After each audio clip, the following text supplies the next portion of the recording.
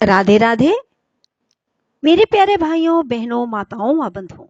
संस्कार की बातें चैनल में आपका स्वागत है।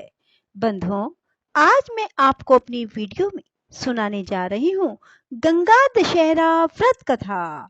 गंगा दशहरा कब है? बंधुओं, गंगा दशहरे का महत्व क्या है? बंधुओं, यदि आपने YouTube चैनल संस्कार की बातें अब तक सब्सक्राइब नहीं किया तो जरूर करें और बेल आइकन दबाना ना भूलें। बंधुओं, आप सभी जानते हैं कि गंगा दशहरा ज्येष्ठ मास के शुक्ल पक्ष की दशमी तिथि को मनाया जाता है। बंधुओं, इस दिन माँ गंगा के पृथ्वी पर आगमन का दिन माना जाता है। कहा जाता है, गंगा नदी में स्नान करने से जीवन के सभी पाप धुल जाते हैं। गंगा दशहरे के दिन गंगा जी में स्नान अवश्य करें। यदि जो कोई गंगा जी में स्नान के लिए नहीं जा सकते तो वे अपने घर पर ही नहाने के जल में गंगा जल मिलाकर स्नान अवश्य करें।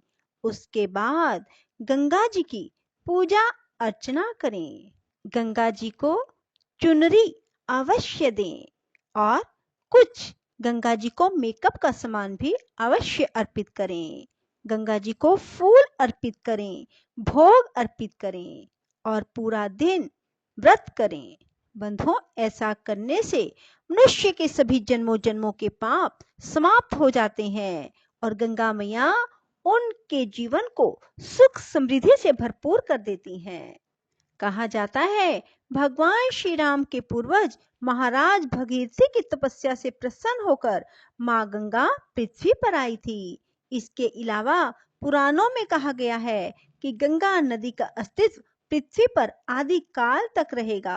जब कलयुग के प्रकोप से सभी चीजें विलुप्त हो जाएंगी, उसके बाद भी माँ गंगा पृथ्वी पर बहेंगी। धार्मिक पर्व और अवसरों पर माँ गंगा के स्नान के लिए तीर्थ स्थलों पर श्रद्धालुओं की भीड़ उमड़ती है। बंधुओं, अब मैं आपको सुनाने जा रही हूँ गंगा दशहरा व्रत कथा। अयोध्या के महाराज राजा दशरथ और श्री राम को आप सभी जानते हैं। उनके पूर्वज राजा भगीरथी को अपने पूर्वजों के तर्पण के लिए गंगा जल की आवश्यकता पड़ी। तब उनके पास गंगा जल नहीं था, क्योंकि उस समय गंगा जी केवल स्वर्ग में ही रहा करती थी। यह जानकर राजा भगीरथ बहुत दुखी हुए और माँ गंगा को पृथ्वी पर बुलाने के लिए तपस्या करने के लिए चल पड़े।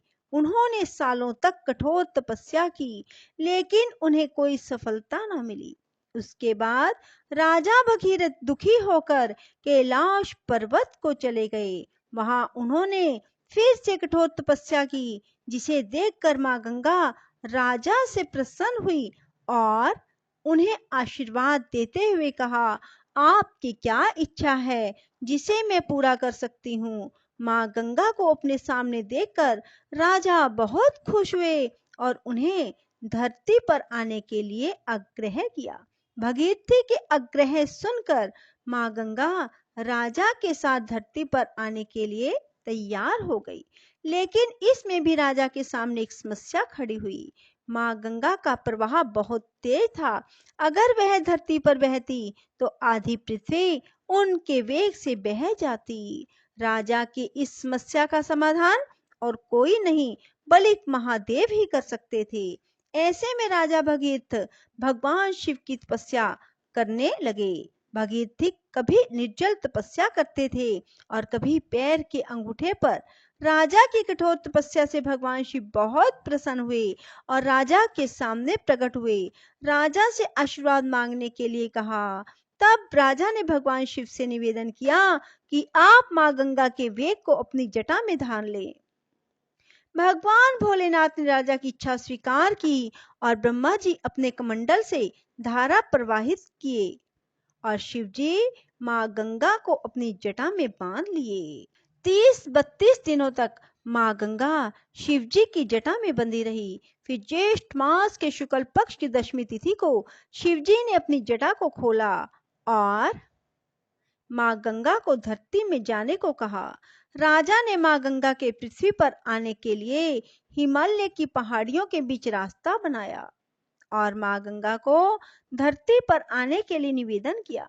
जब माँ गंगा धरती पर आई, तब राजा ने उनके जल से अपने पूर्वजों का तर्पण किया। जिस दिन माँ गंगा धरती पर आई, उस दिन ज्येष्ठ मास के शुक्ल पक्ष की दशमी तिथि थी, जिसके बाद से इस तिथि को गंगा दशहरे के रूप में मनाया जाने लगा। गंगा दशहरे को माँ गंगा के धरती पर आगमन के उत्सव में मनाया जाता है। बंधुओं, यदि आपको हमारी वीडियो पसंद आए तो इसे लाइक करने के साथ साथ शेयर अवश्य करना। धन्यवाद। कमेंट बॉक्स में राधे राधे जरूर लिखो। बोलो गंगा मैया की जय हो।